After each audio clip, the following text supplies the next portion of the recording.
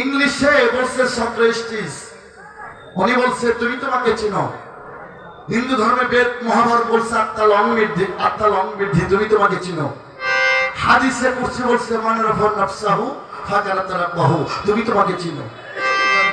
আমার ভাইরা, নামাজ পড়লে নামাজি, হজ করলে হাজি, রোজা করলে রোজাদার। হজ করলে হাজি কয় না, ইঞ্জিনিয়ার কয়।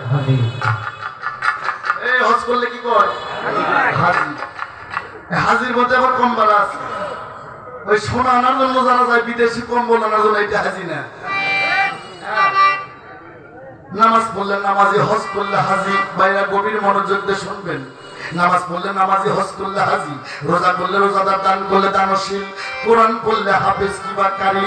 আমার আল্লাহ কইছে খবরদার খবরদার, পরিপূর্ণ মুসলমান না হওয়া পর্যন্ত তোমরা জান কেউ কবরে আইও না। মুসলমান কি করলে হয়? গরুর গোস্ত খালি হয়, ওই নুনুর মাথা কাটলি হয়? ইম্পসিবল। আগে জানলে আরো অসর করে আমার জিনিস কোনদের কাটতো না। আরে আগে যদি খেলে এই বিদ্যাটা আমার মধ্যে থাকে। মুসলমানের বাংলা সার্ভে করত।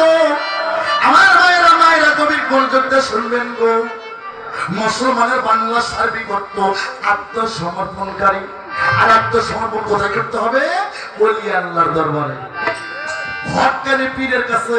এই বেটা, যে হক্কানি আলেম সেই হক্কানি পীর।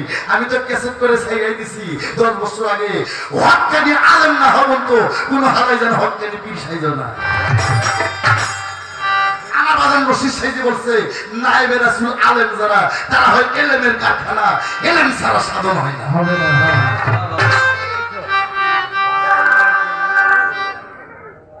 তাহলে তোমাকে মুরিদ হতে হবে, তাছাড়া তুমি মুসলমান হবে না। কয় কোরআনের কোথায় আছে? কয় কি রে?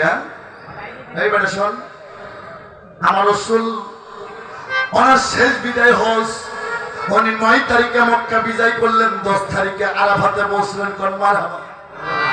আমার ভাইরা, নবী আমার 10 তারিখে যখন আরাফাতে পৌঁছলেন, 16 লক্ষ সাহাবী ছিল। 16 লক্ষ সাহাবীর মধ্যে আমার নবী 2টা উটে একাত্তর কইরা, আমার নবী 2টা উটের পৃষ্ঠে দাঁড়াইলো। ওলামায়ে কিরাম দুনিয়ার সাবিগণ, তোমরা কি আমার কথা শুনতে পাও? সবাই এক বাক্যে কয়, হুজুর গো আপনি কথা বলেন।